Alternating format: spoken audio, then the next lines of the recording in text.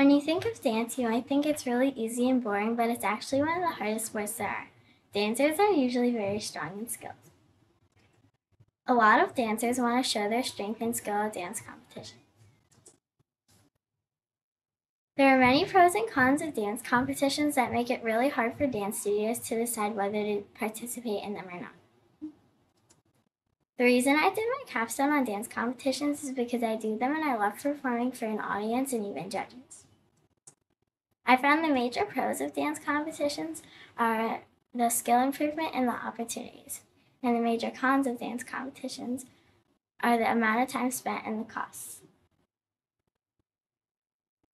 Dance competitions can help dancers improve their skills because of the judges' critiques. Often, dance competitions have something called judges' critiques, which are videos that you receive after the competition of the judges giving feedback. There is also a judges' paper, which is a breakdown given to your studio director of your score and why you got that score. A rubric is used to score a dance from 1 to 100 based on 40 points for technique, 30 for performance, 15 for presentation, 10 for choreography, and 5 for overall impression.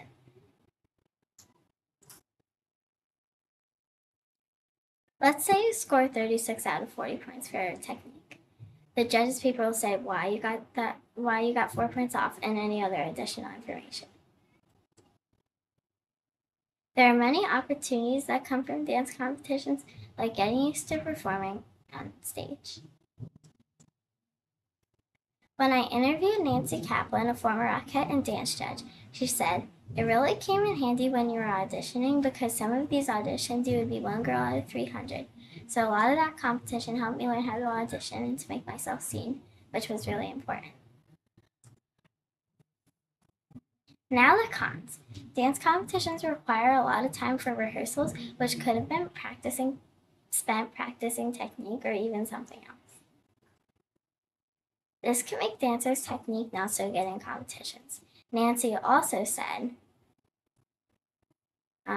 some studios focus too much on the competition and not the technique.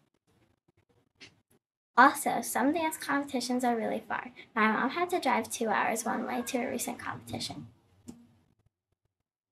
Another con of dance competitions is the timing. Dance competitions can be unpredictable with timing. And this could mean you could end up waiting around a lot.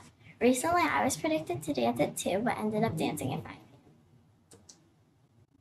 Dance competitions are also really expensive. For example, you have to buy costumes, dance shoes, makeup, hair accessories, transportation, and even an entrance fee for the competitions.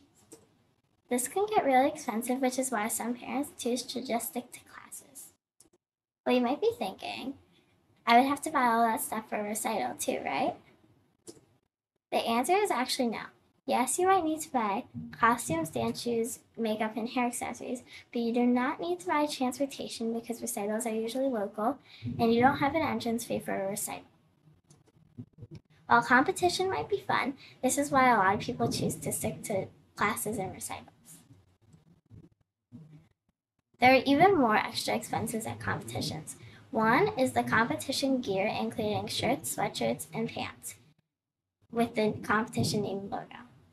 Another expense is the professional photographer that takes photos and videos of your dance and sells them to you. These are even more costs that most people don't even realize. There is not one right answer on whether you should choose to do classes or recitals or competitions. It depends who you ask and if they think it's worth it. Do you think dance competitions are worth it? For more information, check out my blog.